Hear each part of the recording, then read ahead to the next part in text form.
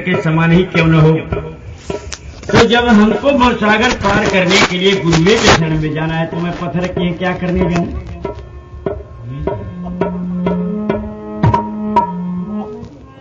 तुलसीदास ने कहा रामचरितमानस में कि प्रातः समय उठ के रघुनाथा माता पिता गुरु नाम ही माथा। हो सवेरे रामचंद्र जी उठ करके अपने माता पिता गुरु को माथा नवाते हैं और हम लोग भी यही काम करते हैं जो रामचंद्र जी ने किया था।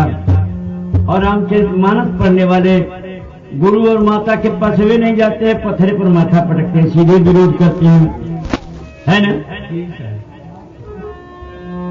तुलसीदास ने रामचरितमानस में ही लिखा है कि मीन मास जो करे आहारा 64 जोने गीत अवतारा। हम लोग ये मीट मांस खाने वाले का पानी तक नहीं पीते हैं, उसकी शक्ल देखना पसंद नहीं करते हैं। और ये लोग जाकर रामचरितमानस पढ़ते हैं, जाकर मीट मांस दारू खाते हैं, सीधे रामचरितमानस का विरोध करते हैं। तुलसीदास रामचरितमानस में ही लिखा है कि जब रामचंद्र जी धनुष तोड़ने चलते हैं तो किसी का नाम नहीं लेते हैं, वे अपने गुरु को पुकारते हैं कि गुरु ही प्रणाम मन ही मन कीन्हा अयति लाघव उठायु धनु लीना। गुरु को मन ही मन प्रणाम करते हैं, धनुष हल्की हो गई तोड़ करके रख लिए। हम लोग भी वही काम करते हैं, अपने संकट काल में अपने गुरु को पुकारते हैं, रामचरितमानस पढ़ने वाले पत्थरे को पुकारते हैं। इसलिए निरंजन भगवान उनको धो धो के मारते हैं, अंतिम में मार के प्रेत योनि में डाल देते हैं। अभी आप सुने हैं कृष्ण भगवान विष्णु का अवतार माने जाते हैं, है ना। उन्होंने रामचरितमानस में तुलसीदास ने लिखा है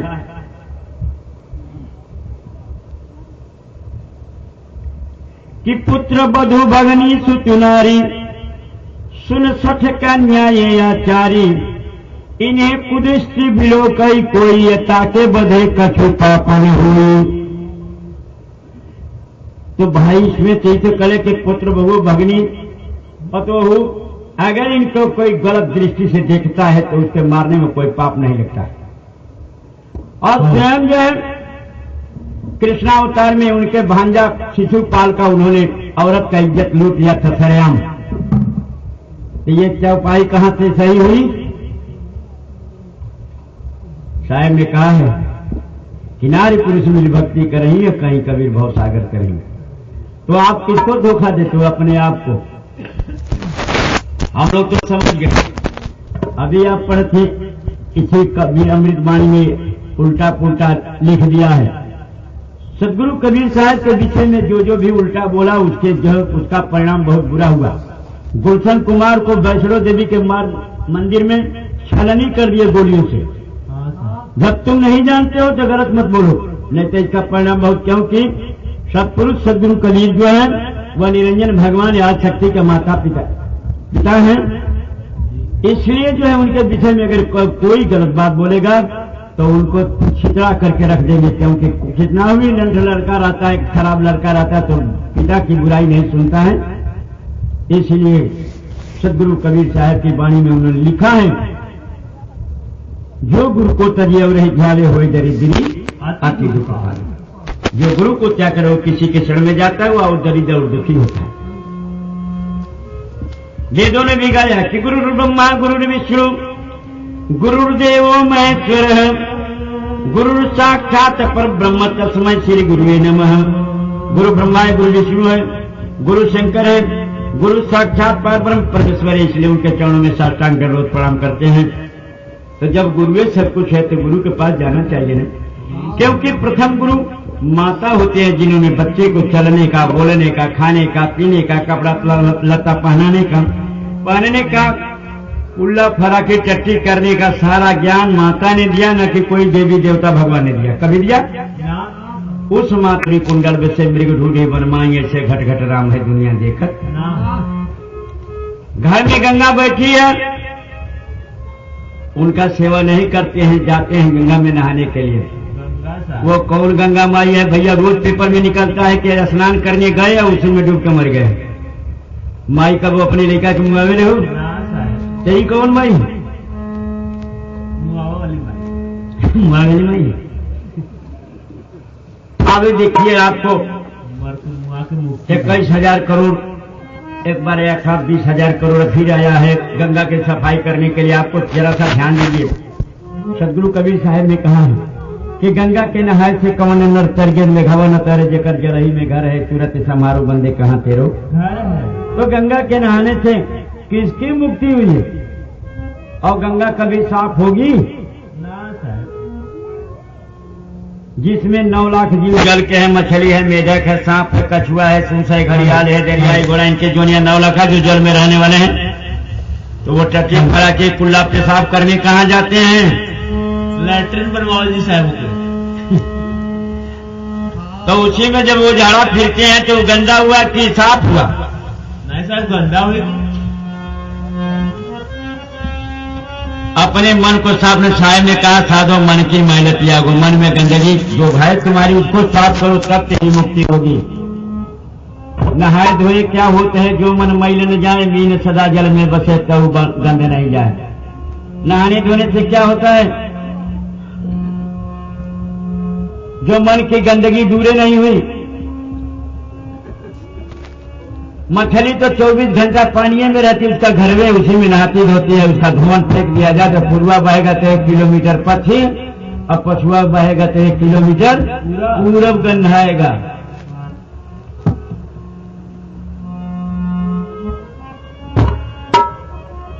तीन लोक 9 खंड में गुरु से बड़ा न कोई, करता करे न कर सके गुरु करे सेवु।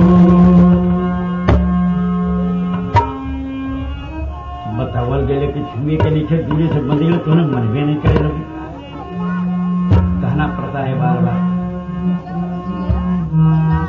अब ध्यान दीजिए,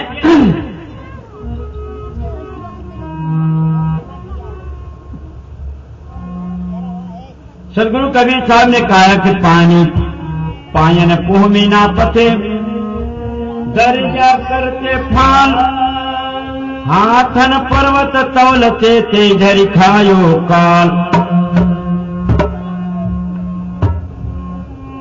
बामन बन करके राजा बलि को विष्णु भगवान ने 3 पग में नाप दिया था। उनके गुरु ने कहा, शुक्राचार्य ने राजा बलि के, कि सबको दान तूने दिया राजन, इस बौने को मत देना। अगर गुरु की बात मान लिए होते तो उनका राज भी अटल होता और उनको बैकुंठ मिल जाता। यास करे बैकुंठ के तिरुमति तीनों काल, अशुक्र कही बलि ना करी ताते गयो पताल। बैकुंठ का आशा करके राजा बलि ने अपने गुरु का कहना नहीं माना, इसलिए राज भी चला गया और बैकुंठ के बजाय पाताल लोक में चले गए।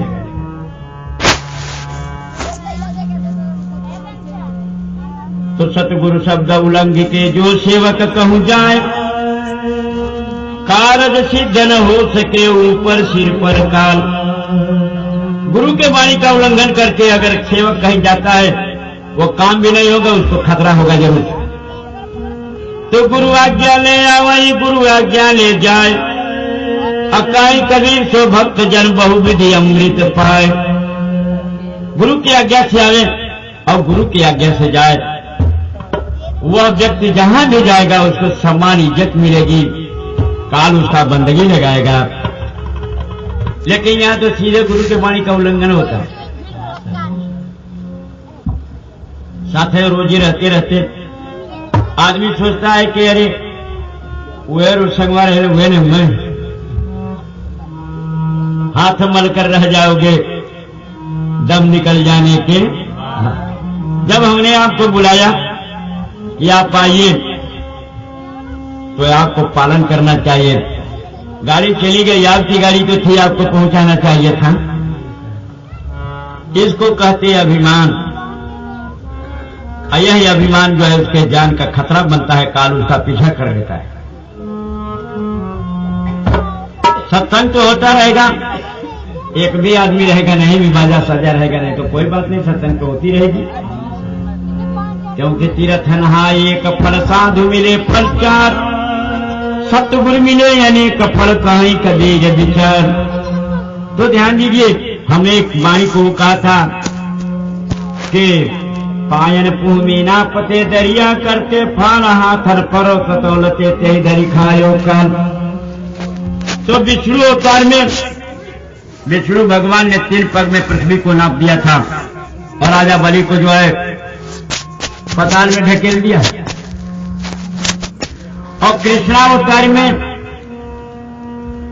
उन्होंने गोवर्धन पर्वत को उठा लिया था इंद्र के कोप से ब्रजवासियों को बचाने के लिए। कि हाथन पर्वत तवलते तेजर का, उनको भी निरंजन भगवान ने खा गए। और उनकी गीता पढ़ते हैं, अफसोस होता है कि आदमी कहां भटक करके जा रहा है अपने आप को। अरे भाई, वो निरंकार नहीं, वो साकार है, उनको आप देख सकते हैं। लेकिन आप चाहेंगे कि हम जो है बिना खेते में पानी और जोते बोए हम गेहूं धान सब्जी काट लेंगे तो मिलेगा? ऐसा नहीं होगा। मेहनत तो करना पड़ेगा, ये गलत काम छोड़ना पड़ेगा। मांस मछली सारा बंडा चोरी चमारी घटियाई बदमाशी झूठ झपाट, इस ठग विद्या को त्यागना होगा। तब मालिक से भेंट हो गया। मैं कराऊंगा, इस माइक में बोल रहा हूं।